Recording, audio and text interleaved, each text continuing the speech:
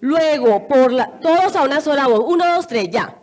Luego, por la fe invalidamos la ley de ninguna manera. Más bien, confirmamos la ley. Amén y amén.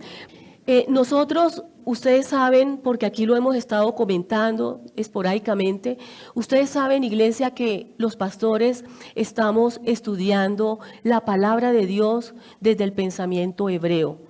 O sea, nosotros no nos estamos volviendo judíos, ni no estamos judaizando, ni nada de esas cosas, pero sí nos dio el Señor la bendición de poder estudiar la palabra desde el punto de vista hebreo, o sea, desde su idioma original, y hemos aprendido cosas maravillosas que queremos compartirle también a ustedes. Queremos ya empezar, ya llevamos un año estudiando y de verdad que Dios nos ha abierto los ojos en una manera tremendamente poderosa. Pero también con mucha tristeza nos hemos dado cuenta que el cristianismo, la cristiandad de hoy en día está plagada de mucha doctrina de hombre. Tristemente, hermano, de verdad se está predicando, sí, es mandamientos de hombre. De ahí que el Señor Jesús decía: ustedes de labio me honran, pero su corazón está lejos de mí, porque ustedes están enseñando como mandamiento doctrina de hombres. Hermanos, y es así, lo hemos estado descubriendo. Y el apóstol Pablo dice allá en una de las epístolas de Corintios, dice que examinemos nuestra fe, para ver, que nos examinemos a ver si realmente estamos en la fe correcta. Entonces, yo quiero preguntar en esta mañana, ¿quiénes piensan venir el próximo domingo? Bueno, unos no levantaron la mano. Bueno, de pronto van a estar de viaje o de pronto no saben, dicen, si Dios quiere. Bueno, si Dios quiere, aquí vamos a estar. Entonces, hermano, lo espero el próximo domingo. Lo espero el próximo domingo. No vaya a faltar. O sea, hoy reciba la bendición para que pueda venir el próximo domingo con más disposición. Lo espero el próximo domingo. Si usted no llega a venir el próximo domingo, los que levantaron la mano, entonces yo cuando lo vuelva a ver le voy a decir, hermano o hermana, se está pareciendo a Pinocho. Se está pareciendo a Pinocho, mi hermana amada. Bueno, ahora, ¿cuántos han escuchado que ya no estamos bajo la ley, sino que ya ahora estamos bajo la gracia? ¿Cuántos han escuchado esto, cierto? ¿Cómo se entiende esto? ¿Cómo en las iglesias se está entendiendo esto hoy en día? Ya no estamos bajo la ley, iglesia, estamos bajo la gracia. O sea que ya la ley no, que ahora es solo gracia, así se está entendiendo. O sea que la ley es en este momento para muchos como un balón de fútbol que usted le da una patada y se va. Eso es la ley para muchas personas hoy en día. Ya no estamos bajo la ley, estamos bajo la gracia del Señor. ¿Sí? Solo es gracia ahora. ¿Qué quiere decir la palabra evangelio? La palabra evangelio dice allá buenas nuevas. Evangelio, hermanos, sí quiere decir buenas nuevas o buenas noticias, pero el evangelio consta de ley más que, dígalo sin miedo, mi hermano, ley más gracia. El evangelio es ley más gracia, no se le olvide eso. Nosotros estamos mandados a predicar que el evangelio del reino de los cielos, el evangelio del reino de los cielos es ley más gracia, pero es que ya no estamos en la ley, ahora estamos en la gracia. Usted va a ir entendiendo esto a la medida que voy hablando. Vamos a leer Efesios 2:1 y Colosenses 2:13 consecutivamente. Efesios 2:1, Colosenses 2:13.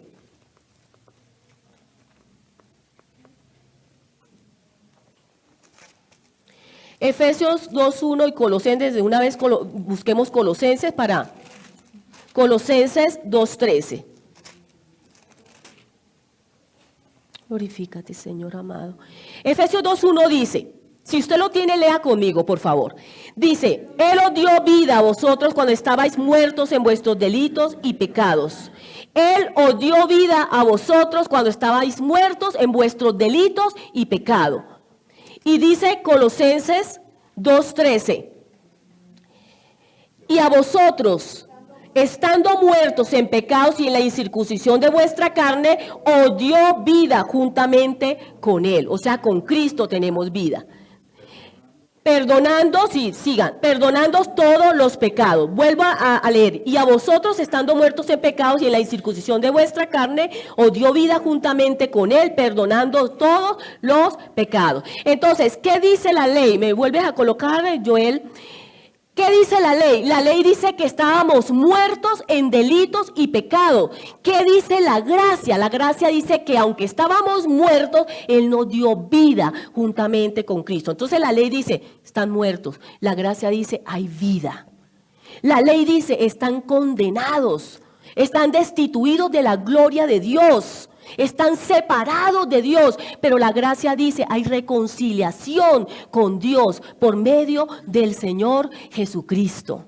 La ley dice, están en tinieblas bajo la potestad del príncipe de las tinieblas. ¿Y qué dice la gracia? Que el Señor Dios Todopoderoso nos mandó la luz para que el Señor Jesucristo nos sacara de las tinieblas a su luz admirable. Entonces, hermanos, la ley nos lleva a algo muy importante. Pero usted, ¿para qué habla de eso? Si es que ya no estamos bajo la ley, sino bajo la gracia. Va a ir entendiendo, mi hermano. La ley nos lleva a conocer nuestra condición. ¿Cuál es nuestra condición? Yo le pregunto a la iglesia, ¿cuál es nuestra condición? La condición del ser humano. Pecadores, pecadores. La ley nos lleva a conocer que estábamos muertos, que estábamos en tinieblas, que estábamos separados de Dios.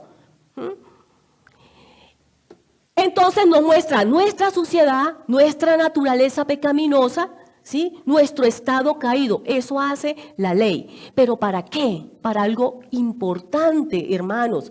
Para que nosotros anhelemos la gracia. Para que nosotros anhelemos, sí, la vida, para que nosotros anhelemos la luz, para que nosotros anhelemos la comunión con Dios. Para eso es que la ley nos muestra nuestra condición. La necesidad es lo que hace que nosotros deseemos las cosas. La necesidad es lo que hace, hermano, que nosotros deseemos las cosas. Si usted no conoce su necesidad, no va a anhelar nunca la gracia. Yo le digo a don Carlitos lo voy a tomar de ejemplo. Yo le digo a don Carlitos, aquí le mando con mi esposo este acetaminofén. Tómeselo. Alguien le trae agüita a don Carlitos, por favor, para que se tome el acetaminofén. ¿Usted qué me contestaría, don Carlitos? ¡Qué gracias!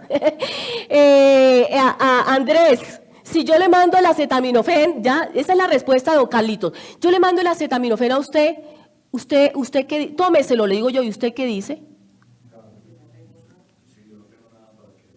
Ah, muy bien, pero perdón, Lida, perdón, yo no tengo dolor de nada, ¿yo para qué me voy a tomar eso? Entonces estoy diciendo, hermano, que la necesidad es lo que nos hace anhelar las cosas.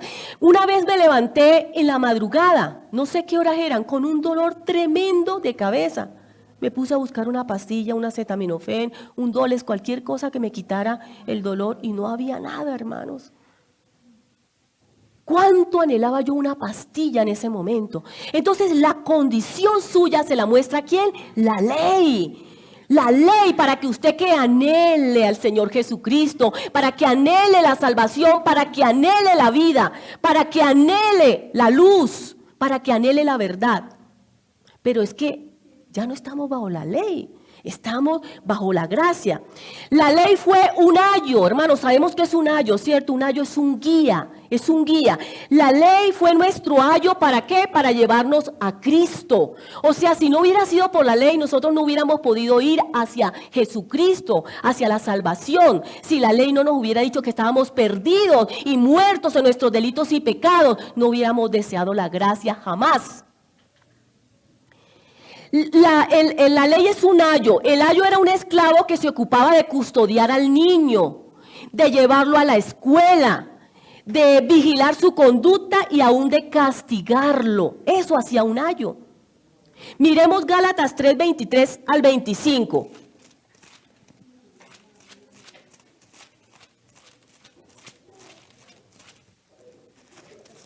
Gálatas capítulo 3, 23. Si alguien lo tiene antes que yo.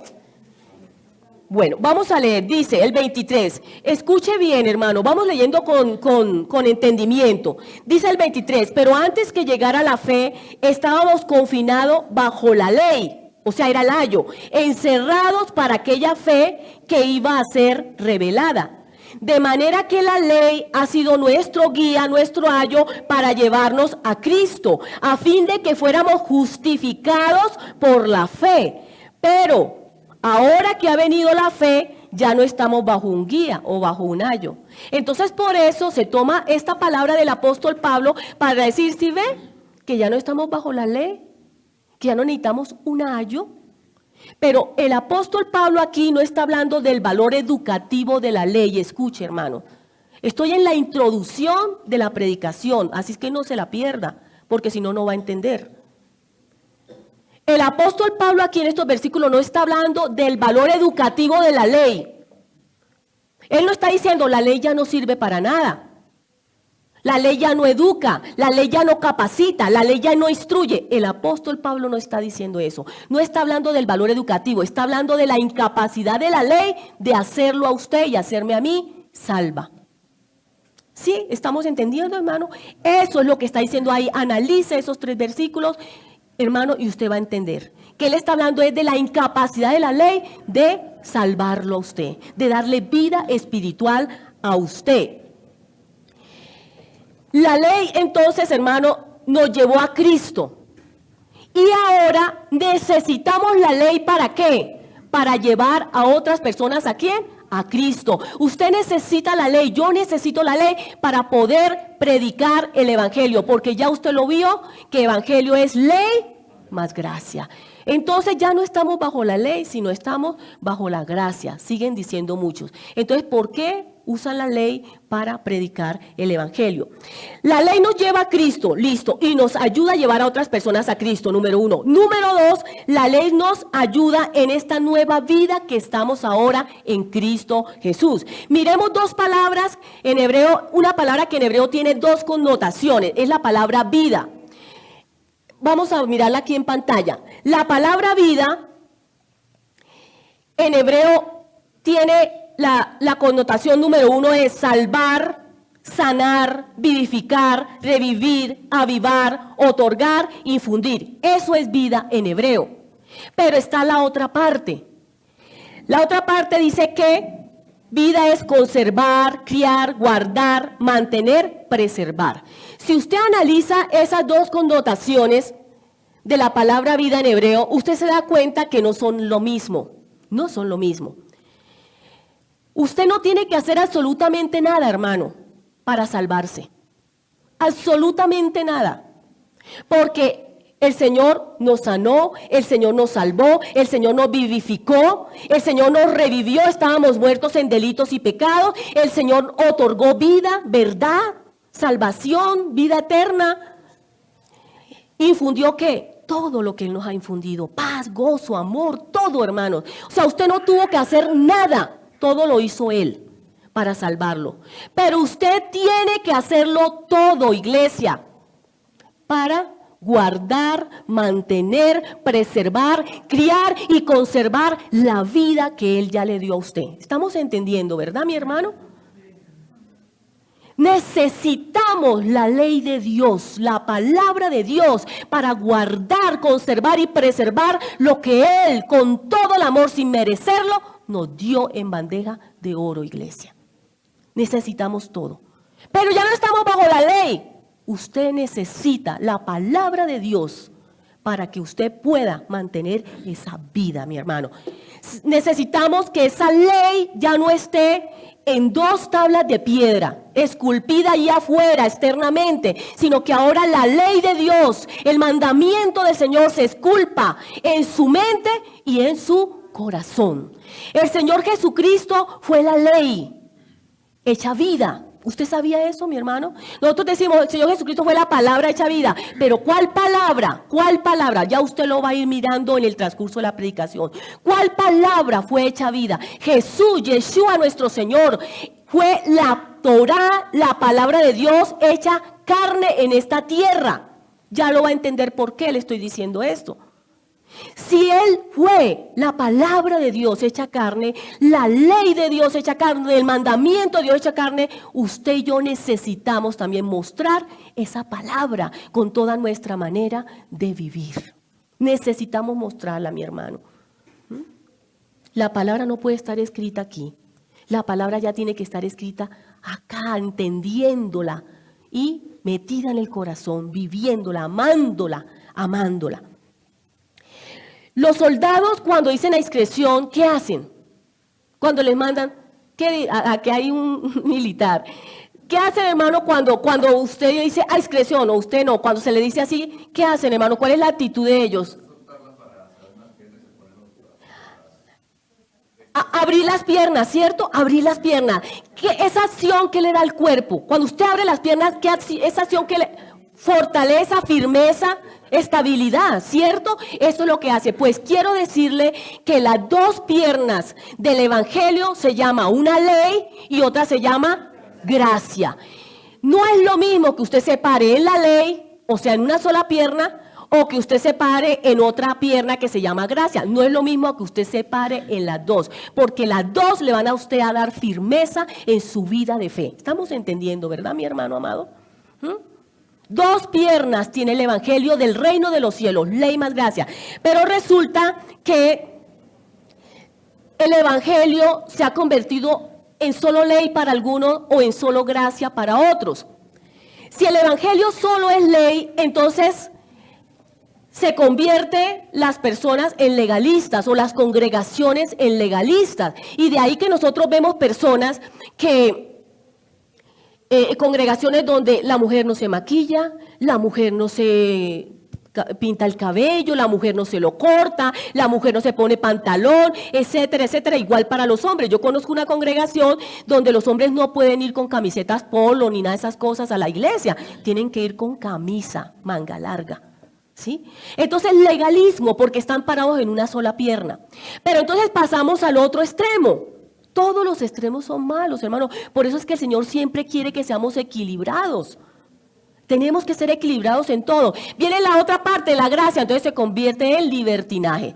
Si es pura ley, legalismo. Si es pura gracia, libertinaje. Y eso, ¿cómo se está viendo ahorita, hermano? ¿Sabe por qué? Porque ya no estamos bajo la ley, sino ahora estamos bajo la gracia. Sin entender qué fue lo que el apóstol Pablo quiso decir con esa frase, que es tan profunda, mi hermano.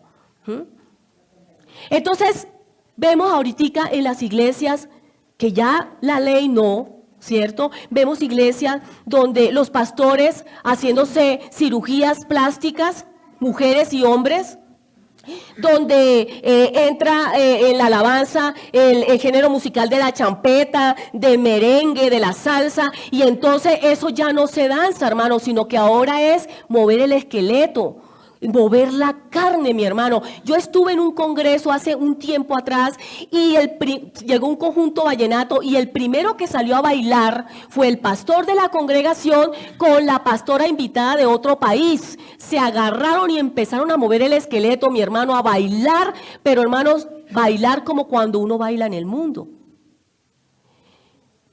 Tengo otro ejemplo para que miremos lo que se ha hecho con la gracia de Dios, convirtiéndola en libertinaje. Me contó una joven, ¿sí?, que el pastor de la congregación donde ella estaba, se encerraba con ella y se ponía a ver con ella pornografía. Y el resto ustedes se lo imaginarán. Y yo le pregunté a la chica que es bien joven, le dije, ¿y el pastor después que hacía eso se iba a predicar? Sí, normal todo, normal. La gracia de Dios convirtiéndola en libertinaje, en libertinaje. También supe de una pastora que fue a casar y llegó, huélame el pelo, todavía me huele a cerveza, todavía me huele a cerveza el pelo. Y no contenta con eso, entonces fue con semejante escote a casar. Hermanos, qué pena, yo no soy legalista. Yo no estoy en ninguna de las dos piernas, no estoy en ninguno de los dos extremos. Pero hermanos, la mujer de Dios tiene que distinguirse en su manera de vestir a las mujeres del mundo. Tenemos que, así lo dice la Biblia. Así lo dice la palabra de Dios, no lo digo yo. ¿Sí? Que no sea nuestro atavío externo de peinado, de lujo, de oro, etcétera, etcétera. Así lo dice el apóstol Pedro. ¿Sí? ¿Qué otro ejemplo les doy, hermanos? ¿Qué otro ejemplo les doy yo? Un pastor que llegó una familia a su iglesia y muy querido con la niña, muy amoroso con la niña, abracitos van, abracitos vienen, sentaditas en la pierna del Señor, ¿sí? Y mucho cariño y muchos regalos, y fue creciendo la niña, y fue creciendo la niña. Hoy en día el pastor se divorció de su esposa y está casado con la niña. Los pastores casándose 2, divorciándose y casándose 2 y 3 veces. Hermano, ¿eso cómo se llama? Libertinaje dentro de la iglesia, el mundo dentro de la iglesia. Una familia se fue aquí de la iglesia porque dijo que nosotros aquí, especialmente yo, dijo que la pastora Lida habla feo de los pastores de otras congregaciones. Yo le digo a usted, hermano, como le dije a ella, Señor Jesucristo no les decía hipócritas, sepulcros blanqueados, víboras, ciegos, guías de ciegos. El Señor Jesucristo no confrontaba el pecado de los religiosos de su época. Hermano, usted no denuncia a un violador. Yo le pregunto, ¿usted no denunciaría a un violador? ¿No? ¿A un ladrón? Entonces nosotros, ¿por qué nos da miedo de divulgar al ladrón y salteador en las iglesias? Yo no estoy dando nombres, mi hermano, y tengo los nombres, pero no estoy dando nombres. Mientras yo no dé nombre, no estoy deshonrando a nadie. Mientras yo no dé nombre, no honro a nadie tampoco. Necesitamos el nombre para honrar o deshonrar. Hermanas, tengan mucho cuidado con sus niñas. Las niñas de esta congregación, dentro de un año, ya no son niñas. Ustedes me entienden, ¿verdad? Tengan mucho cuidado, mis hermanas, con sus niñas, ¿sí? Porque ustedes saben, hermanos, que aún los padres se ven hoy en día, los padres, los abuelos, los hermanos, los tíos, haciendo y deshaciendo con las niñas. Entonces tengan cuidado, mis hermanas. Empiecen a inculcarle a las niñas desde ya, que ya ellas dentro de un añito ya son unas señoritas, se empiezan a convertir en unas señoritas y que tienen que empezar a cambiar de actitud. Entonces, hermanitas, ese es un consejo de amiga y de hermana que yo le doy. Dios sabe por qué a mí no me dio hijas, hermanos. Yo he sido tremenda con mis hijos, pregúntenselo. Allá están diciendo los amigos de mis hijos que sí. He sido tremenda con mis hijos que son varones. ¿Cómo hubiera sido yo con una niña? No me lo puedo imaginar. Por eso creo que Dios jamás me dio una niña, porque yo creo que la hubiera aburrido. Porque no, mi hermano, las cosas con Dios son serias, mi hermano. Las cosas con el Señor son muy serias. Son muy serias. Vamos, bueno, voy a dar este ejemplo. Si yo le regalo allá a Paulita un vestido, ¿sí? Se lo regalo a Paulita, mire, le regalo este vestido, se lo compré ayer. Y en 20 días yo traigo el vestido puesto. Y en un mes lo vuelvo y lo uso. Entonces, ¿qué creen ustedes que me va a decir a mí, Paula? Oiga, un momento, usted luego no me regaló ese vestido a mí. ¿Por qué se lo pone usted? ¿Cierto, hermano, que esa es la reacción? Si usted ya le entregó su vida a Cristo, ¿por qué usted sigue viviendo como a usted se le viene en gana, mi hermano? Si yo ya le entregué mi vida a Cristo, ¿por qué yo uso mi vida como yo la quiero usar? No podemos hacer eso, hermano. No podemos hacer eso. Y eso es lo que está haciendo la gente, que está solamente diciendo que estamos en la gracia, que ya la ley no, que ahora es solo gracia. Eso es lo que está haciendo. Vamos a mirar Romanos 3:31, que es el texto del cual estamos cimentando esta predicación, en la cual estamos cimentando la predicación, Romanos 3:31. Dice, por la fe, allá está, luego por la fe invalidamos la ley en ninguna manera, sino que confirmamos la ley.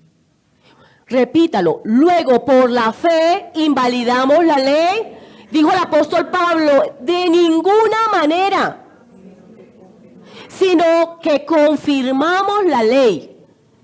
Entonces lo voy a leer diferente. Por la fe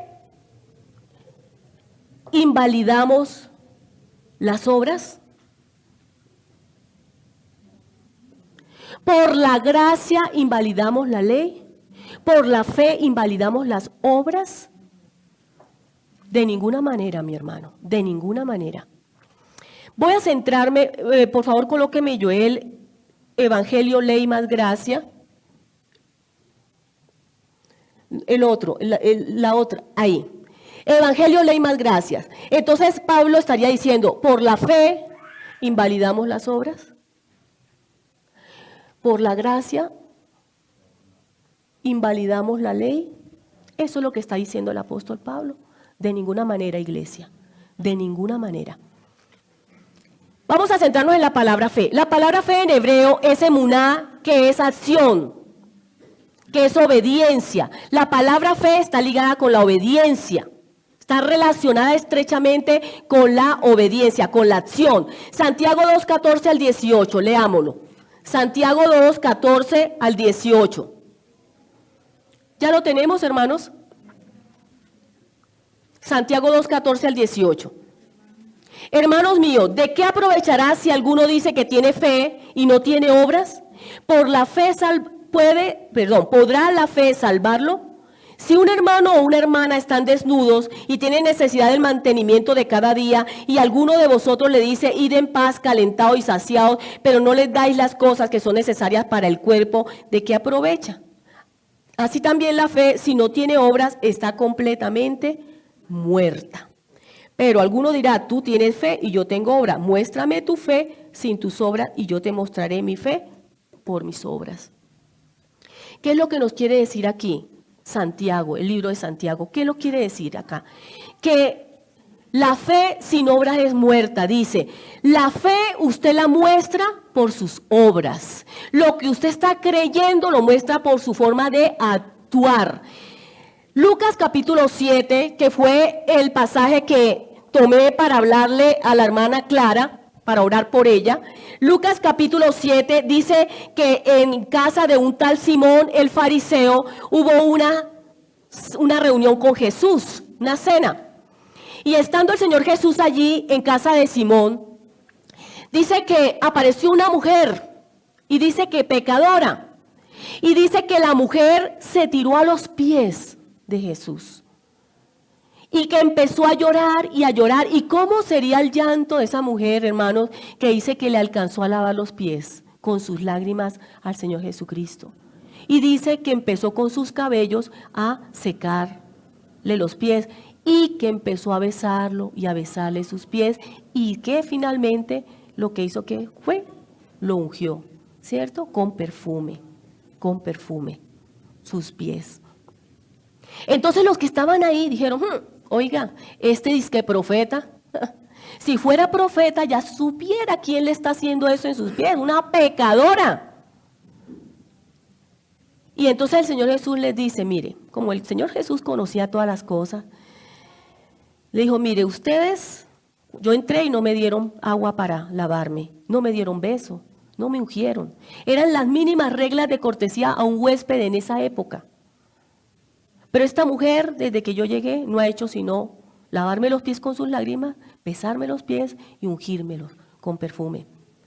Hermanos, ustedes saben que en esa época del Señor Jesús, la gente, no habían bancos, no habían fondos de pensiones, no había nada de eso para ahorrar. Entonces, ¿cómo ahorraba la gente? Comprando cosas costosas, comprando oro, comprando perfumes costosos.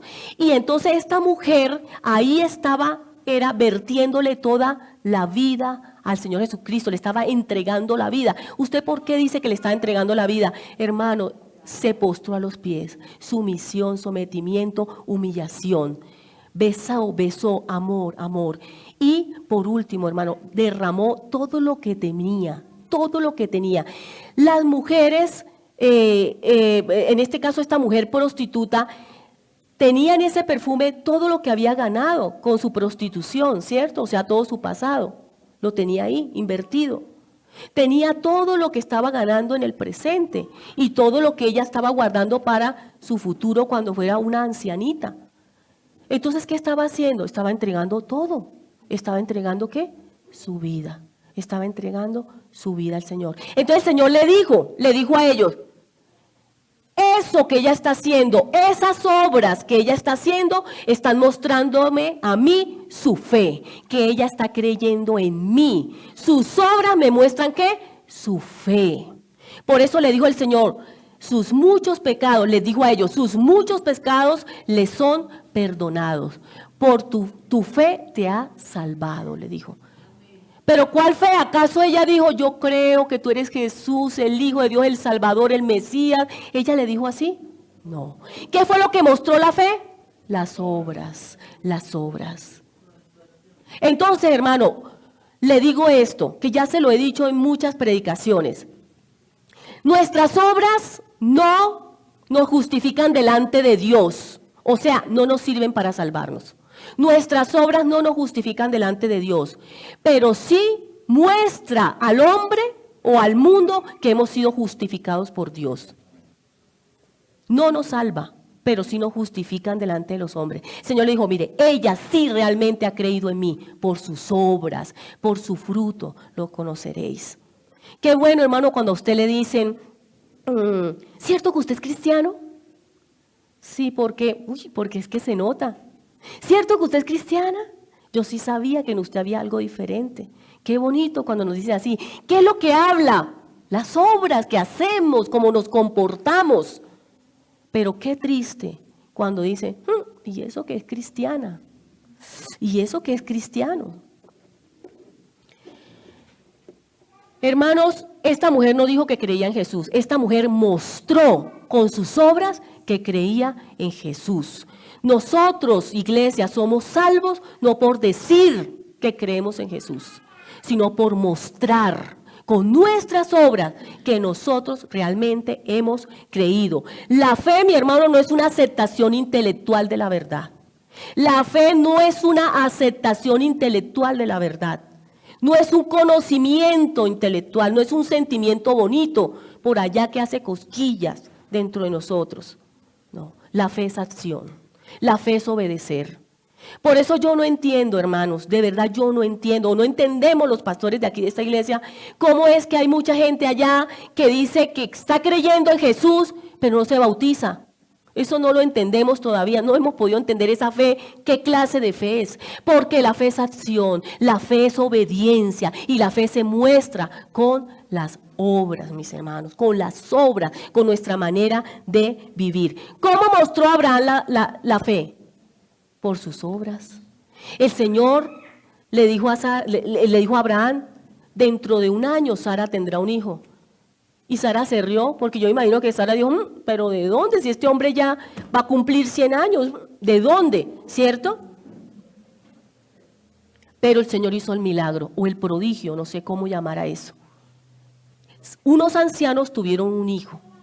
Y luego el Señor le dice, sacrifícame a ese hijo. Pero el hijo que tanto anhelé con mi amada esposa Sara, se lo voy a entregar. Entrégame a tu hijo, sacrifícame a tu hijo, Isaac. Y él lo hizo, lo fue a hacer. Realmente dicen muchos teólogos que él lo hizo porque primero, antes de ir a hacer el segundo acto, ya lo tuvo que haber matado en su corazón, sacrificado en su corazón para poderlo hacer. Eso dicen los teólogos, yo no sé qué tan cierto sea eso. Pero lo que sí sé es que Abraham obedeció, ¿sí? Obedeció y fue y entregó a Dios su hijo. Cuando ya le fue a poner el puñal, el Señor le dijo, detén tu mano, porque entendió que él había confiado. La fe es acción, mis hermanos. ¿Qué se le viene a usted a la mente cuando le digo la Escritura Sagrada? A ver, por favor, alguien contésteme. Cuando yo digo, vamos a leer la Escritura Sagrada, ¿qué se le viene a usted a la mente? La Biblia, ¿cierto? La palabra de Dios, ¿cierto? Señor, pastor. Algo santo, algo santo. La verdad. Bueno, todo eso es cierto. Todo eso es cierto. Ahora, ¿qué escritura sagrada? Estoy hablando de la escritura sagrada. ¿Qué escritura sagrada existía cuando el Hijo de Dios, Jesucristo, vino a la tierra? La Torá, ¿qué más? El Antiguo Testamento. Entonces, mire, hermanos, por favor, centrémonos en algo muy importante acá, para ir ya desenrollando el tema. La escritura sagrada que existía en los tiempos en que el Señor Jesucristo estuvo en la tierra era el Antiguo Testamento, lo que nosotros conocemos como Antiguo Testamento. Lo que los hebreos conocen como Tanaj. Por favor, Joel, ¿me colocas acá? Ahí está. Tanaj, así lo llaman al Antiguo Testamento o a las escrituras sagradas los hebreos. ¿Qué es Tanaj? Tanaj es la Torá, o sea, los 5 primeros libros. Navín, faltó una I, Navín, que es todos los profetas, o sea, lo que dijo Isaías, lo que dijo Jeremías, Daniel, Oseas, Nahum, Díaz, Abacud, etcétera, etcétera, etcétera. Los 5 primeros libros, Génesis, Éxodo, Levítico, Número, Deuteronomio, los profetas, y Ketubín, otros escritos como son los Salmos, Proverbios, Cantares, Eclesiastés, etcétera, etcétera, etcétera. O sea, así ellos dividían el Antiguo Testamento o las escrituras sagradas. Así la dividían, le llamaban Tanaj y la dividían así. Esto es importante, si me lo puede estar colocando cada rato, yo se lo agradezco. Entonces, hermanos, 1 Corintios 15, 3 al 4.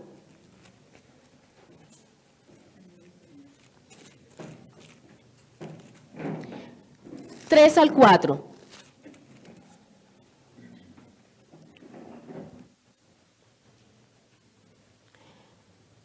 Hermanos, quiero decirles algo, quiero abrir un paréntesis para decirle algo. Si usted hoy se va con la bendición que Dios le quiere dar, entendiendo lo que hoy el Señor le quiso decir, lo espero el próximo domingo.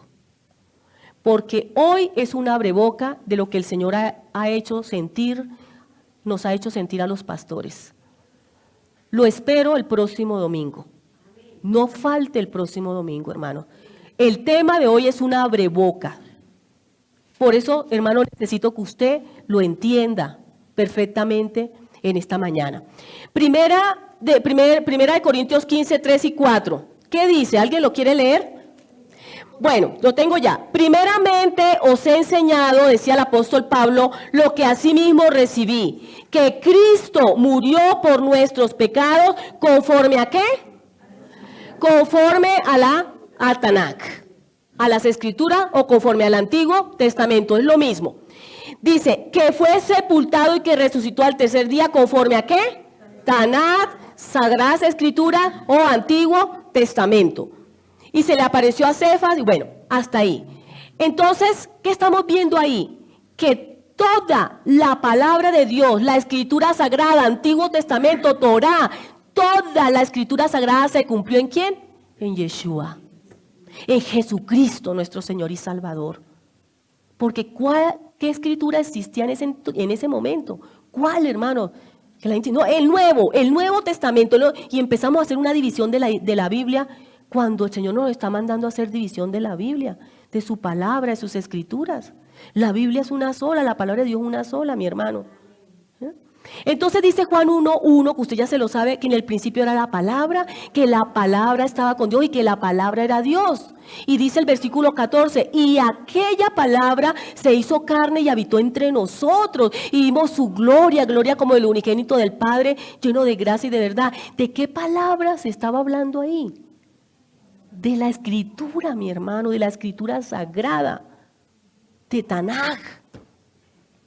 De todo lo que Dios habló en otro tiempo a los padres, dice Hebreos capítulo 1, por medio de los profetas, y que en este tiempo nos habló por medio de ¿quién? De su Hijo Jesucristo. Él fue la palabra de Dios hecha carne, la Sagrada Escritura hecha carne. Lucas 24.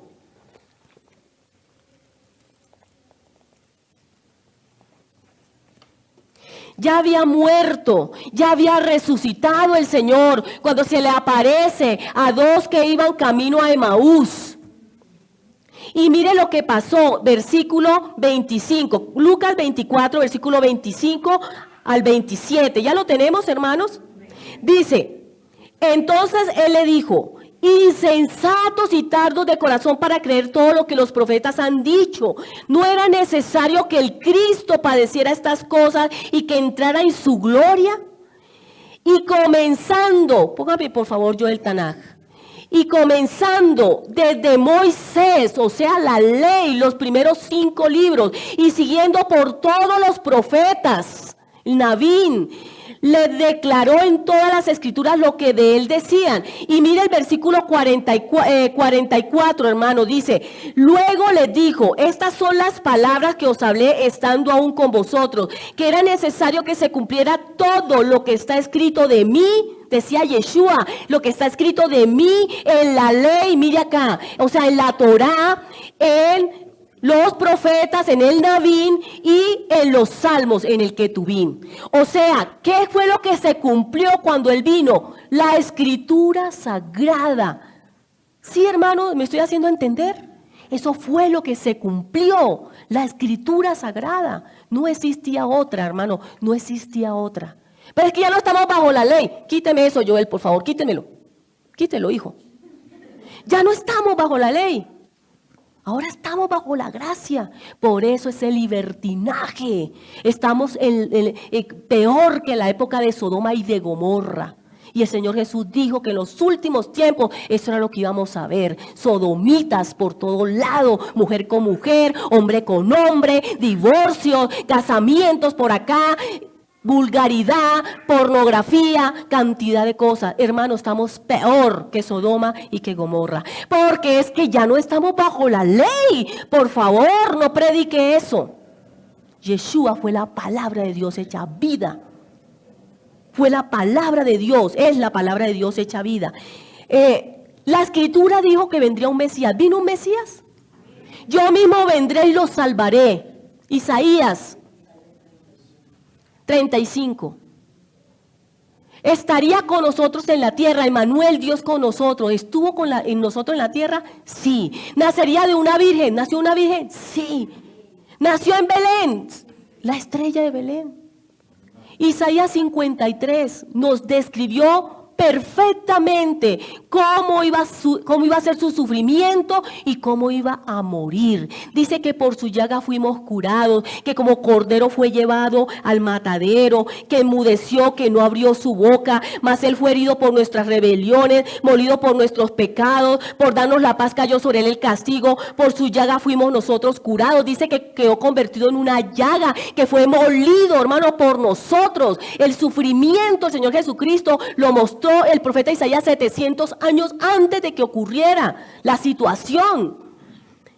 Todos nosotros nos descarriamos como ovejas, cada cual se apartó por su camino, mas Jehová cargó en él el pecado de todos nosotros. Angustiado él y afligido, no abrió su boca, como cordero fue llevado al matadero. Cuando estaba en Getsemaní decía, mi alma está muy triste hasta la muerte, oren conmigo, oren.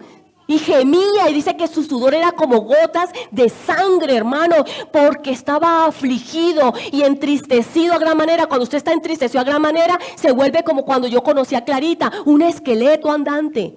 Porque la depresión lo mata a uno. Jesús estuvo ahí en ese clamor, hermano, ¿sí? Y eso se cumplió perfectamente en el monte de Getsemaní. Y después de todo lo que ocurrió después de que lo cogen allá, lo atrapan en el monte de Getsemaní. Cuando lo vituperan, cuando hacen con él lo que quieren y lo vuelven una llaga. Toda esa palabra se cumplió. ¿Cuál palabra? ¿Cuál palabra? La que existía en ese momento, que eran las sagradas escrituras, no más. Por eso es que usted tiene que amar la palabra. Usted tiene que amar las sagradas escrituras, hermano. No la deseche como un balón de fútbol, no le dé una patada. Hermano, el Señor Jesús es la sagrada escritura hecha carne. Ame la palabra. Ámela. Mira, hermanos, tengo que confesárselos. Yo creí ese cuento por varios tiempos. Que ya yo no estaba bajo la ley, sino bajo la gracia. Y la verdad es que yo ni volví a leer el Antiguo Testamento. No lo volví a leer para nada. Lo eché para allá. Cuando el Espíritu Santo, por su misericordia, me hizo entender lo equivocada que estaba. Y yo sí le decía a mi esposo, hay algo raro, no me cabe en la cabeza, hay algo raro aquí. Y bendito sea el nombre del Señor que nos ayudó. Juan 12:49, ¿qué dice? Usted se lo sabe. Juan 12:49 dice, yo no hablo por mi propia cuenta. El Padre que me envió me dio mandamiento de lo que he de decir y de lo que he de hablar. Yo no hablo por mi propia cuenta. Entonces, ¿de qué hablaba el Señor Jesucristo? ¿De qué hablaba? Hermano, mire, yo le pongo una tarea. Coja todos los evangelios y mire que todo el tiempo el Señor Jesucristo estaba hablando de la Torá. Que todo el tiempo el Señor Jesucristo estaba hablando de la Tanaj. Todo el tiempo se fundamentaba en la palabra de Dios, que la única que existía era Antiguo Testamento, Torá. Era lo único que existía. Y el Señor Jesucristo se basaba en eso. Juan 17:17, usted se lo sabe. Juan 17:17 dice: santifícalos en tu verdad. Tu palabra es verdad. Cuando ya estaban en la última cena, el Señor Jesucristo oró por los discípulos. Todo el capítulo 17 de Juan está una oración larguísima que el Señor Jesús hace por sus discípulos. Y ahí en esa oración dice: Padre, santifícalos en tu verdad. Tu palabra es verdad. ¿Cuál palabra? Le pregunto yo a ustedes. La única que existía en ese momento. La única que existía en ese momento, hermano. Las Sagradas Escrituras. Entonces, ¿cómo nos santificamos nosotros? Por las Sagradas Escrituras. Yo no lo estoy diciendo por mi propia cuenta. El Señor Jesús lo dijo. Yeshua, nuestro Señor. Santifícalos en tu verdad. Es como si Él está aquí en esta mañana diciéndole: Padre, santifícalos en tu verdad, tu palabra es verdad. Necesitamos las Escrituras Sagradas, hermano. Por la gracia invalidamos la ley. Por la fe invalidamos las obras. De ninguna manera, mi hermano. ¿Cómo nos santificamos? ¿Cómo nos santificamos? Con la palabra de Dios que nos lava, que es agua que nos limpia. Salmo 119, 142. Es exactamente lo mismo que dijo el Señor Jesucristo en Juan 17:17. ¿Alguien lo quiere leer fuerte, por favor? Salmo 119, 142. ¿Sí? ¿Alguien lo tiene? Fuerte, por favor, Pastor Pedro. Tu justicia es justicia eterna y tu ley la verdad. Mire eso, hermano. Tu justicia, decía el salmista, 1000 años antes de Cristo. Tu justicia es justicia eterna. Y tu ley, la verdad. Y tu ley, la verdad. Fue lo mismo que dijo el Señor Jesucristo. Santifícalos en tu verdad, tu palabra. Entonces, santifícalos en tu verdad, tu ley es la verdad. Estaba diciendo exactamente lo mismo que el salmista dijo 1000 años antes de Cristo. Mire, hermano, el idioma original de las Escrituras es el hebreo. Ese es el idioma original con el cual se escribió la Escritura Sagrada del Señor, el hebreo.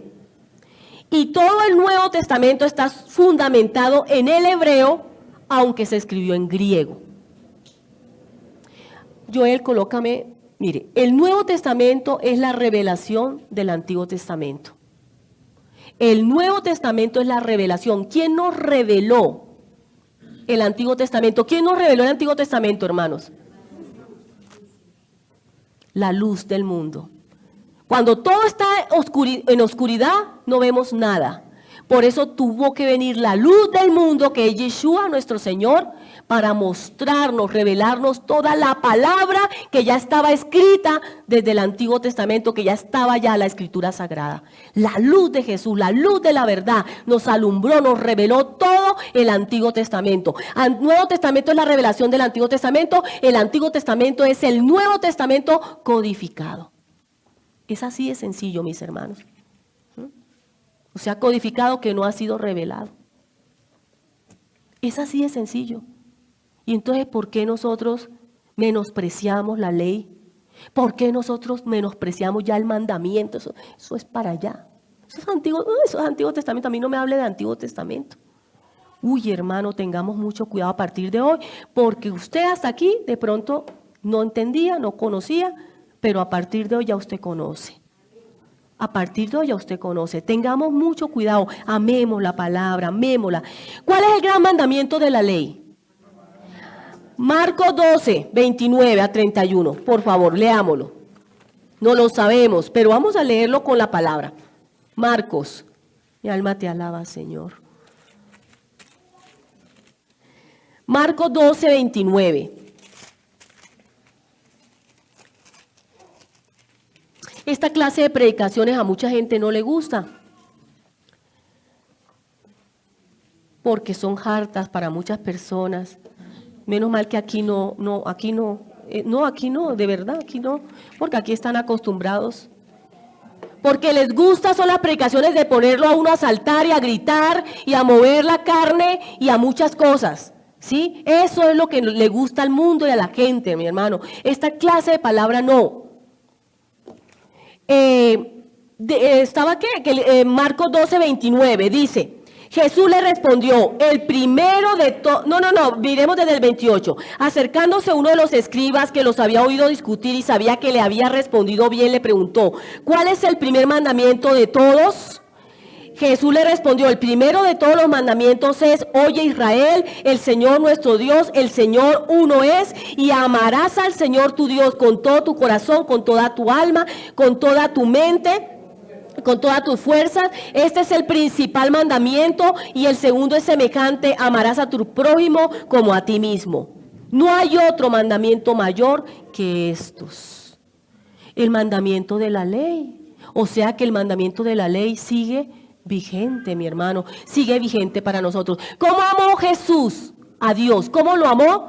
O haciéndose obediente hasta la muerte y muerte de cruz. Con la obediencia se muestra el amor. Jesús, Yeshua, mostró el amor al Padre, a Dios, obedeciendo. Dice Filipenses, que usted también ya se lo tiene que saber, porque a toda hora lo estamos diciendo acá. Filipenses 2, del 5 al 8. Haya en vosotros este sentir que hubo también en Cristo Jesús, que Él siendo en forma de Dios, no escatimó ser igual a Dios como cosa que aferrarse, sino que se despojó a sí mismo y tomó forma de siervo. Y dice que ya estando en la condición de hombre, se humilló hasta lo sumo y se hizo obediente hasta la muerte y muerte de cruz. ¿Cómo mostró que amaba, que estaba cumpliendo el gran mandamiento? Hermano, por eso Él decía, que no se haga mi voluntad, sino la tuya. Padre, que no se haga mi voluntad, sino la tuya. En obediencia. ¿Y cómo amó al prójimo? ¿Cómo cumplió el mandamiento? Obedeciendo hasta el final y amando, entregando su vida, entregándose todo, entregando su vida para que nosotros hoy pudiéramos llamarle Abba Padre. ¿Usted ama a Dios y ama al prójimo, hermano? Es la pregunta.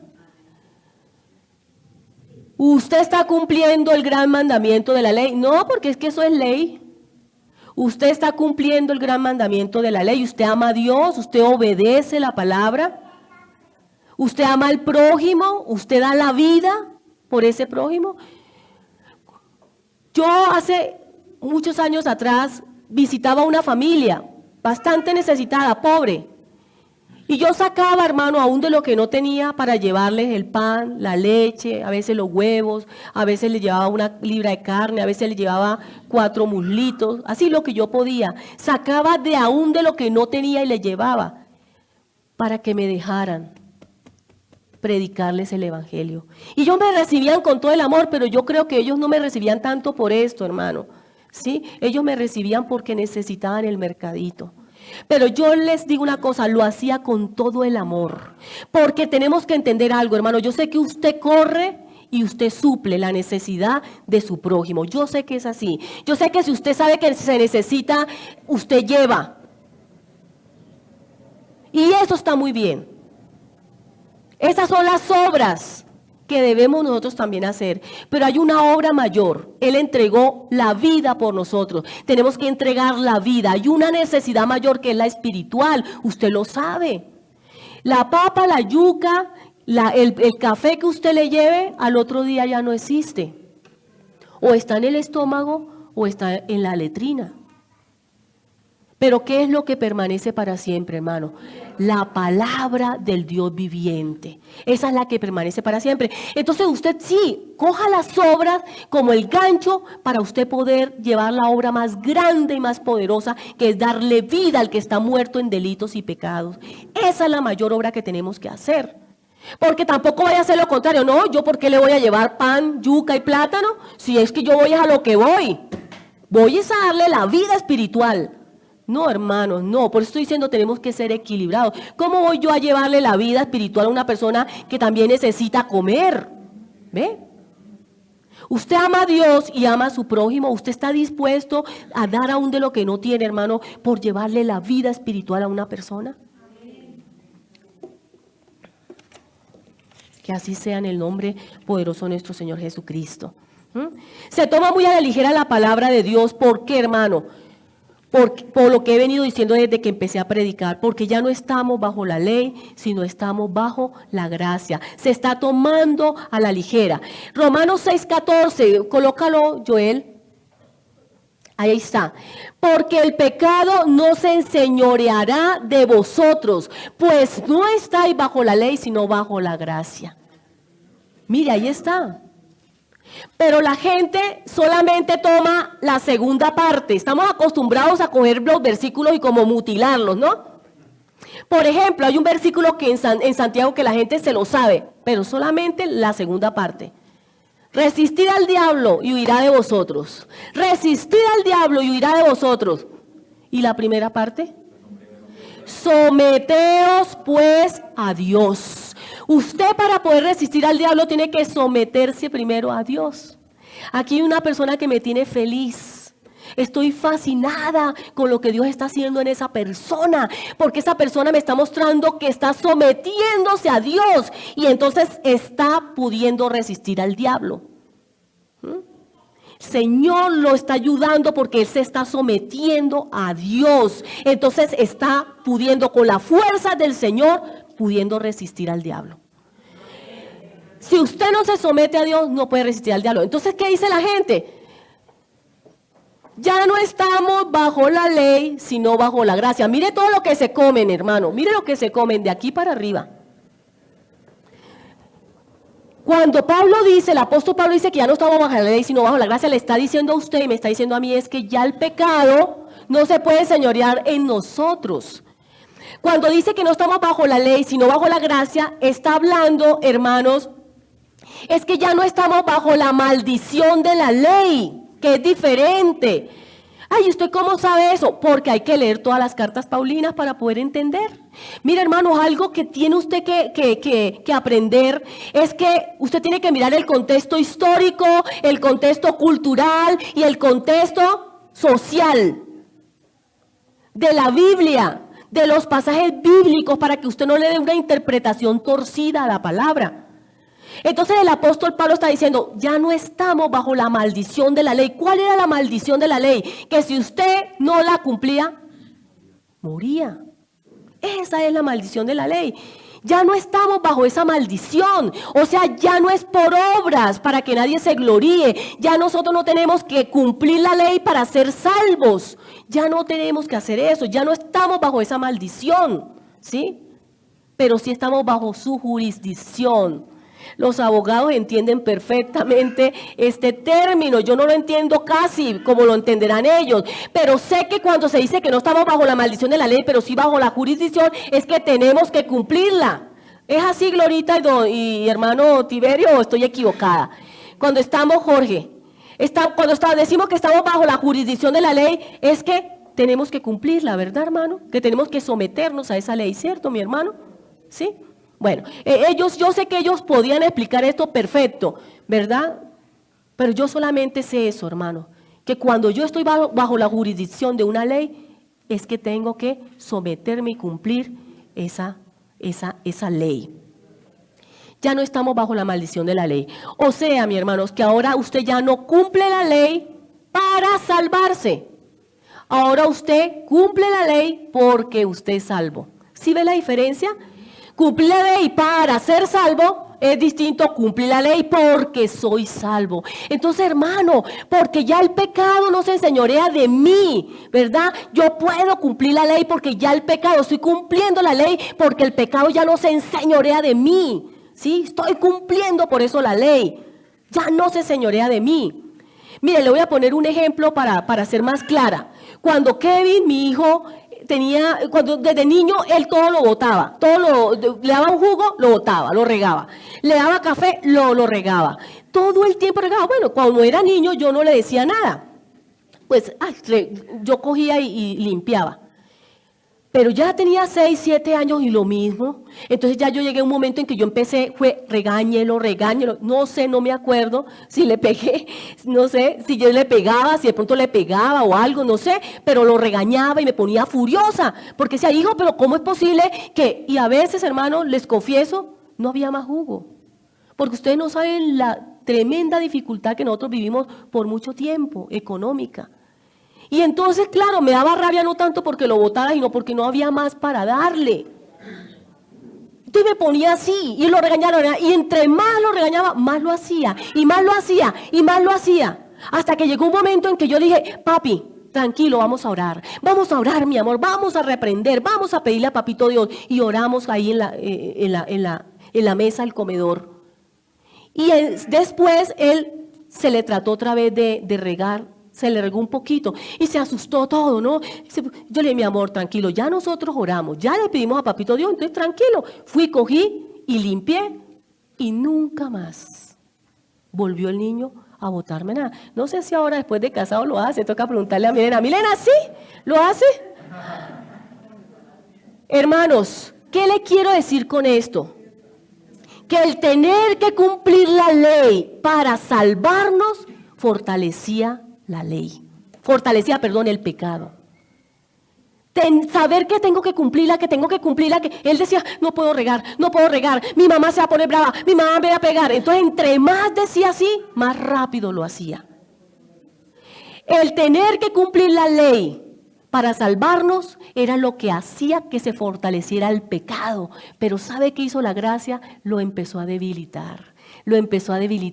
Porque usted sabe que aunque usted peque, aunque pequemos, abogado tenemos delante del Padre a Jesucristo el justo. Entonces, hermano, la gracia lo que empezó a hacer fue que debilitar. Por eso es que usted tiene que repetirse, gracias Señor, ya no estoy bajo la ley, sino bajo la gracia. Por eso el pecado ya no se enseñorea en mi vida, ya no se enseñorea. Si ya no se fortalece ese pecado. ¿Sí me hice entender, hermanos?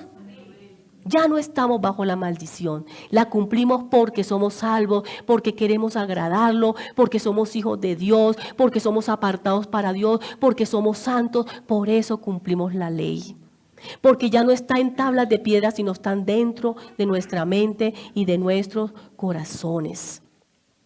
Las palabras de Pablo, del apóstol Pablo, le han dado unas interpretaciones muy torcidas para sus propios fines. El hombre es tremendo. Cuando quiere, hermano, ¿cómo se dice? Disimular, tapar su pecado, se coge de la misma palabra de Dios para justificar sus fines. Mire, en Romanos 10:4 dice el apóstol Pablo que el fin de la ley es Cristo.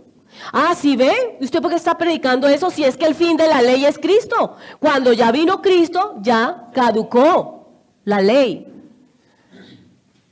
Mire, hermano, es que hay dos palabras, escatón, colócamela, Joel, por favor. Escatón y telos. Escatón es último, final, conclusión. Ese escatón no está ahí. Ahí no está diciendo que la ley es el final cuando viene Cristo, la conclusión de la ley es cuando viene Cristo. Él no está usando escatón, está usando telos. O sea que el fin, la finalidad, el propósito de la ley es que usted conozca su condición para llevarlo a Cristo. Eso es lo que está diciendo ahí. Pero la gente agarra eso. Si ve, el fin de la ley es Cristo. No, el propósito de la ley, la finalidad de la ley es que usted llegue a los pies de Cristo y lleve a otros a los pies del Señor Jesucristo. Por eso el título de la predicación de hoy es Vea la ley, el título, Joel, vea la ley como instrucción, no como maldición. Vea la ley como instrucción, hermano, como algo que lo educa, que lo instruye, que lo capacita, no como una maldición. Y ámela. Si usted sabe que algo le hace bien, usted no lo agarra fuerte para que no se le vaya. Eso es lo que tenemos que hacer. Eso es lo que tenemos que hacer. Mateo 5:17 dice, yo no he venido a abrogar la ley, sino a cumplirla. ¿Por qué no leemos esa porción Es tan importante, hermanos, que no quiero dejarla como así, mocha. No penséis, Mateo 5:17, no penséis que he venido a abolir la ley o los profetas. Un momentico, hago un pare ahí. Yo busqué qué era abolir, usted puede saber qué es abolir, pero yo busqué. Abolir es lo mismo que abrogar, es lo mismo que cancelar, que eliminar, que anular, que retirar, que quitar. Todo eso dijo el Señor. Yo no he venido a quitar, no he venido a retirar, no he venido a anular, no he venido a eliminar, no he venido a cancelar, a abolir, a abrogar la ley. Yo no vine a eso, dijo el Señor Jesús. No he venido a abolir, sino a cumplir, porque de cierto os digo que antes que pasen el cielo y la tierra, ni una jota ni una tilde pasará de la ley, hasta que todo se haya cumplido. ¿Ya todo se ha cumplido? No, porque Él prometió que vendría por segunda vez. O sea que la ley sigue, ¿qué? Vigente. Iglesia, la ley sigue vigente. Es la palabra de Dios. Y dice, de manera que cualquiera que quebrante uno de estos mandamientos muy pequeños y así enseña a los hombres, muy pequeño será llamado en el reino de los cielos. Pero cualquiera que los cumpla y los enseñe, este será llamado grande en el reino de los cielos. Yo creí que usted se iba a poner contento, me iba a decir amén. Hermano, la ley de Dios, los mandamientos de Dios es para que lo cumplamos. ¿Por qué se está enseñando que la ley está abolida? ¿Por qué se está enseñando eso? Se está enseñando mal, hermanos. La ley no está abolida. Por dos razones. Una razón por la cual la ley no está abolida. Porque, hermano, querría más bien decir por la tremenda razón, no por la primera razón, no. Por la tremenda razón, no por la sencilla razón, por la tremenda razón que la escritura sagrada sale de la boca de Dios, ¿sí? Y si sale de la boca de Dios quiere decir que es eterna. Que es verdad, que no cambia, que no muda.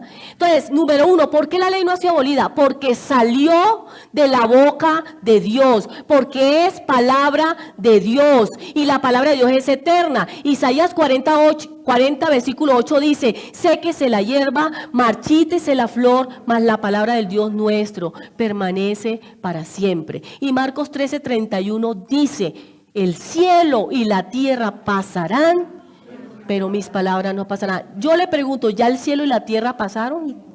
No, todavía no. Sí pasarán, pero todavía no han pasado. Pero mi palabra no pasará.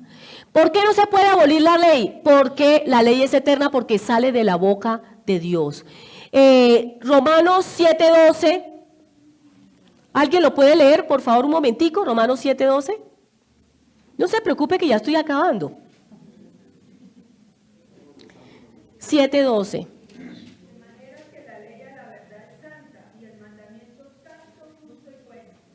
La ley es santa. ¿Por qué es santa? Porque salió de la boca de Dios. Dice que es justa. ¿Por qué es justa? Porque le da a cada uno lo que le corresponde, hermano. Dios es justo, le da a cada uno lo que le corresponde. Al culpable el castigo. ¿El culpable quién es? Satanás. ¿El infierno para quién es? Para el culpable, para Satanás. Pero ¿cuántos se van a ir? Yo no vine a condenar el mundo, pero si el mundo no quiere, ¿verdad? Dice el Señor. Es santa, sale de la boca de Dios, es justa porque le da a cada uno lo que le corresponde y también dice que es buena. ¿Por qué es buena? Porque nos acerca a Él, porque nos lleva a Él, a Yeshua, al Salvador, a la vida eterna. Por eso es buena. ¿Sí? Entonces, como es la palabra de Dios, es eterna, por eso no está abolida. Y segundo, si Jesús hubiera venido a abolir la ley, si él hubiera venido a abolirla, entonces no sería el Mesías, no sería Yeshua HaMashiach, Jesús el Mesías, no sería él. ¿Por qué? Mire Deuteronomio, esto lo expliqué cuando prediqué sobre el nombre de Dios. Deuteronomio 18, 15 y 18. 15 y 18. ¿Quién lo quiere leer fuerte? 15 y 18. Deuteronomio 18, 15 y 18. Profeta de en medio de ti, de tus hermanos, como yo, te levantará oiréis. ¿Quién estaba diciendo eso? Sí, pero ¿quién estaba diciendo eso en ese momento? Moisés, ¿verdad? Que un profeta como Moisés levantaría de en medio de sus hermanos. ¿Y qué más dice Clarita? No, repítame el... Profeta en medio de ti, de tus hermanos, como yo, te levantará Jehová tu Dios, A él oiréis. Escuche esto, a él oiréis. ¿Qué pasó en la transfiguración? Cuando dice que apareció Elías y apareció Moisés y Jesús. Y entonces dice que se resplandecieron, un resplandor. Y dice, este es mi Hijo amado en el cual tengo complacencia, a él oíd. ¿Y qué está leyendo Clarita? Un profeta como Moisés levantaré entre ustedes, a él oiréis. O sea, hermanos, se está cumpliendo la misma palabra que le dio a Moisés allí en el Antiguo Testamento, se está cumpliendo en el Nuevo, en el monte de la transfiguración. ¿Estamos entendiendo, hermano? ¿Estamos relacionando? Que no es otra palabra, sino es la misma palabra. Que es el Nuevo Testamento, es el Antiguo revelado. Que el Antiguo es el Nuevo codificado. ¿Estamos entendiendo, hermanos? Es lo mismo. Es que Jesús no vino a hablar por su propia cuenta. No vino a hacerlo. No vino a abrogar la palabra de Dios, que es eterna. Y dice, sí, el 18, Clarita. Tremendo. Pondré mis palabras en su boca y él les hablará todo lo que, ¿qué? Yo le mande. ¿Y qué dijo Jesús? Yo no hablo por mi propia cuenta. El Padre que me envió me dio mandamiento de lo que he de decir y de lo que he de hablar. ¿No se estaba cumpliendo, hermano, la profecía o ustedes no lo están viendo? Perfectamente se estaba cumpliendo la profecía que estaba dando Moisés con el Señor Jesucristo. ¿De qué estaba hablando el Señor Jesucristo?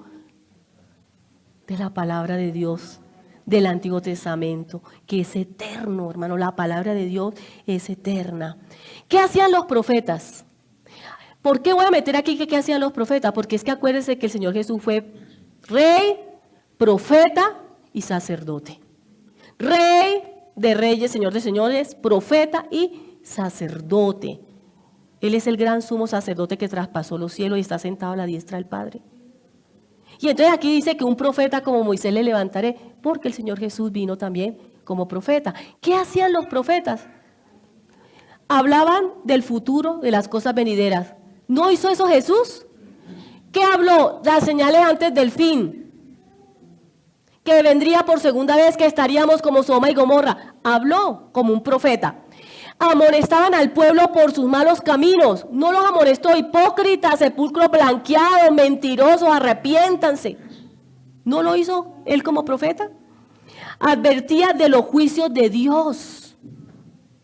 Advertía de los juicios de Dios. Venid benditos de mi Padre, heredad el reino preparado para vosotros. ¿Sí? Y vengan ustedes los de la izquierda, malditos al fuego eterno. Porque era profeta. Porque eso también estaba dentro de su ministerio, ser profeta. Llamaba al arrepentimiento. Marcos capítulo 1, 14 y 15. ¿Lo puede leer alguien, por favor? Marcos capítulo 1, 14 y 15. Llamaban al arrepentimiento los profetas. Después que Juan fue encarcelado, Jesús vino a Galilea predicando el evangelio del reino de Dios, diciendo: el tiempo se ha cumplido, el reino de Dios se ha acercado. Arrepentíos y creed en el evangelio. ¿Qué hacían los profetas? Llamaban al arrepentimiento, hermanos. Y eso lo hizo el Señor Jesús. Y muchas cosas más. Por último, recordar la Torá, recordar la ley. Eso hacían los profetas. Recordar la Torá, recordar la ley de Dios, los mandamientos del Señor. Todo eso lo hizo nuestro Mesías Yeshua, el Señor y Salvador de nuestras vidas, mi hermano. Usted leyó el Salmo 119. Y en el Salmo 119, lo que usted leyó desde el versículo 89 al 105, dice por qué usted debe amar la ley. ¿Usted por qué debe amar la ley? Vamos a leerlo para terminar, pero antes de leerlo, quiero decirles, concluirle con 3 puntos toda la predicación. Número 1, la ley. ¿En qué nos beneficia? Número 1, la ley nos beneficia porque nos muestra nuestra condición y nos lleva a Cristo, ¿cierto? Eso quedó claro. Número 2, la ley nos lleva a conocer a Dios. O sea, no solamente nos hace conocer a nosotros mismos quiénes somos, sino que nos hace conocer a Dios y sus principios. Entonces la ley dice, no matarás, porque hay un principio de Dios, que Dios es vida. La ley dice, no mentirás, porque hay un principio de Dios, Dios es verdad. No adulterarás, porque hay un principio de Dios, Dios es fiel. Dice, aunque ustedes sean infieles, yo permanezco fiel a mi palabra. Entonces, le muestra a usted quién es usted, su condición para que vaya a Cristo y para que lleve a otros a Cristo. Le enseña quién es Dios, conocer a Dios, para que lo amemos. ¿Sí? Entonces usted ya no adultera, usted ya no miente, usted ya no mata, porque sus leyes están escritas en su mente y en su corazón. Porque usted conoce a Dios y ama a Dios y lo obedece. ¿Sí ven? Lo sencillo. Y tercer beneficio y último, la ley me ayuda a vivir mi vida actual con Dios. Dice 2 Timoteo 3:16, ustedes lo saben. Toda la escritura, ¿de qué escritura estaba hablando el apóstol Pablo ahí? Antiguo Testamento, ley, Torá. Toda la escritura, hermanos, ya estoy concluyendo, no se me distraiga. Toda la escritura es inspirada por Dios y útil para enseñar, para redarguir, para corregir y para instruir en justicia. O sea, para instruir en la nueva vida en Cristo Jesús, en justicia. Estamos en justicia, o sea, estamos en la nueva vida en Cristo. Para eso es la palabra, para instruirnos, corregirnos, enseñarnos en nuestra nueva vida en Cristo. Y dice, a fin de que el hombre de Dios, o sea, su nuevo hombre, su nuevo yo, a fin de que el hombre de Dios sea perfecto, enteramente preparado para toda buena obra. Ese versículo está hablando de ser, colócamelo ahí, Joel, por favor, ser y hacer. A fin de que el hombre nuevo sea perfecto, el hombre de Dios sea de ser, preparado, enteramente preparado para toda buena obra. Entonces, ¿para qué nos sirve la palabra de Dios? Para ser y para hacer, hermanos, para ser hijos de Dios, para agradar a Dios con toda nuestra manera de vivir, para bendecir el nombre de Dios y exaltarlo, que las naciones lo exalten por nuestra causa y no que lo blasfemen. Y leamos el Salmo y terminamos ahí en el Salmo. Salmo 119, 89. Salmo 119, desde el versículo 89. ¿Ya lo tenemos? Sí, listo. Leámoslo, hermano. Dice el 89, pero vamos despacio, ¿no? Pues no me vaya a empezar a correr porque ya usted se quiere ir. Para siempre, Jehová, permanece tu palabra en los cielos. ¿Qué está diciendo ahí? Que la palabra de Dios es eterna. De generación en generación es tu fidelidad. Tú afirmaste la tierra y subsiste. O sea, lo mismo que ocurrió en Génesis sigue ocurriendo hoy. Él dijo, sea la creación, y hasta el día de hoy sigue siendo por el poder de su palabra. Por tu ordenación subsisten todas las cosas hasta hoy, pues todas ellas te sirven. Si tu ley no hubiera sido mi delicia, ya en mi aflicción hubiera perecido. O sea que la ley tiene que ser delicia para nosotros, hermanos. O sea que nos consuela en el tiempo de la aflicción. Cuando la ley de Dios es delicia para usted, lo consuela. Mientras tanto, no. Cuando es una obligación, ay, verdad que me toca leer, no lo va a consolar. Nunca jamás me olvidaré de tus mandamientos, porque con ellos me has vivificado. ¿Para qué sirven los mandamientos? Para darnos vida, para mantenernos la vida que ya Cristo nos dio. Tuyo soy, yo sálvame, porque he buscado tus mandamientos. Los impíos me han guardado para destruirme, mas yo consideraré tus testimonios. A toda perfección he visto fin, amplio sobremanera es tu mandamiento. Amplio, hermano, grande, profundo. Cuánto amo yo tu ley. Esa tiene que ser su oración de ahora en adelante, iglesia. Cuánto amo yo tu ley, todo el día es ella mi meditación. Me ha hecho más sabio. Mire lo que da la palabra. Los mandamientos de Dios nos hace sabios.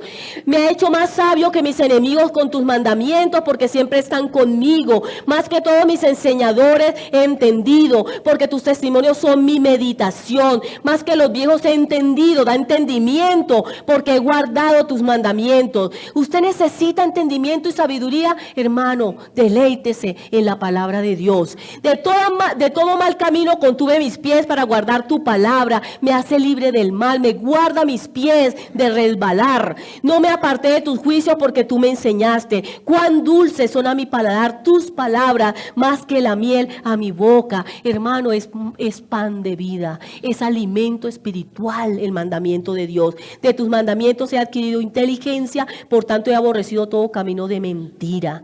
Nos sacó de la mentira, de la potestad del diablo, de la mentira. Lámpara es a mis pies tu palabra y lumbrera en mi camino. O sea, nos alumbra el camino, hermano. Por eso Él dice que usted es la luz del mundo, porque usted tiene la palabra.